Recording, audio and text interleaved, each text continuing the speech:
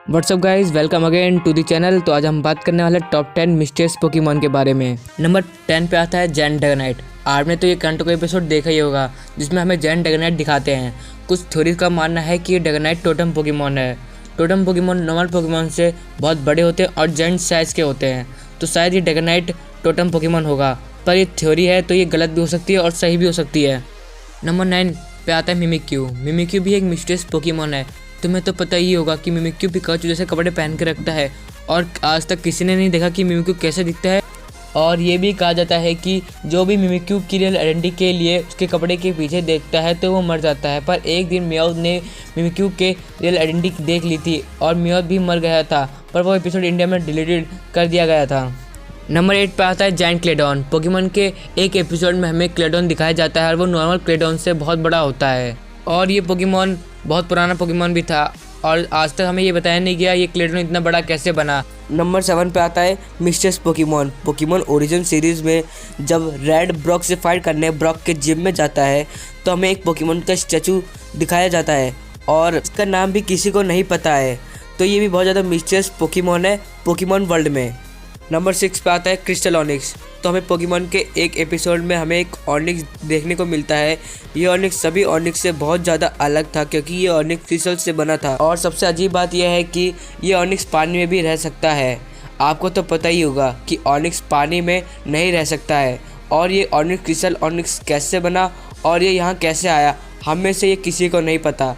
ये पोकेमॉन भी बहुत ज़्यादा मिस्टीरियस है। नंबर 5 पे आता है अननोन लेजेंडरी पोकेमॉन।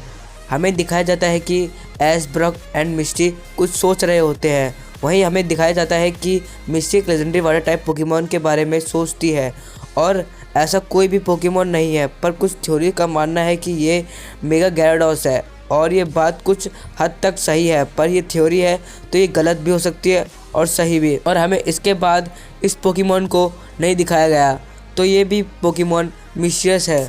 नंबर 4 पे आता है अननोन पोकेमॉन।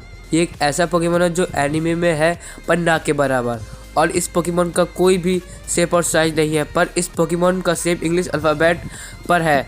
इस पोकेमॉन की पावर इसके नाम जैसे अननोन है और अननोन पोकेमॉन को कभी हमें अच्छे से नहीं बताया गया और ये पोकेमॉन अभी मिस्टीरियस है।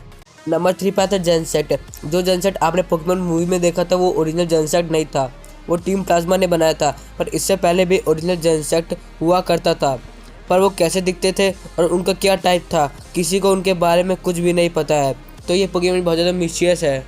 नंबर 2 पे आता है मार्शैडो। ये पोकेमॉन हमने Pokemon movie I choose you में देखा था। ये पोकेमॉन किसी की भी शैडो में छिप सकता है और ये पोकेमॉन अकेले ही बहुत सारे पोकेमॉन को कंट्रोल कर सकता है और उनसे कोई भी अटैक करवा सकता है। ये किसी पोकेमॉन ट्रेनर के शैडो में छिप सकता है और इस पोकेमॉन की पावर है बहुत ज़्यादा मिस्टीरियस है, इसलिए मैंने इसे नंबर 2 पे रखा है। नंबर 1 पे आता है ओरिजिनल ड्रैगन।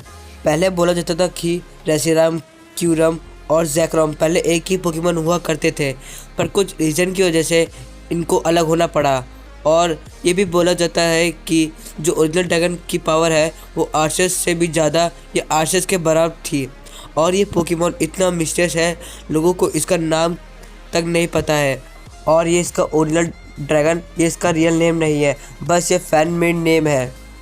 और यही थी आज हमारी टॉप 10 मिस्टीरियस पोकेमॉन की लिस्ट। तो अगर आपको वीडियो अच्छी लगी तो लाइक कर देना।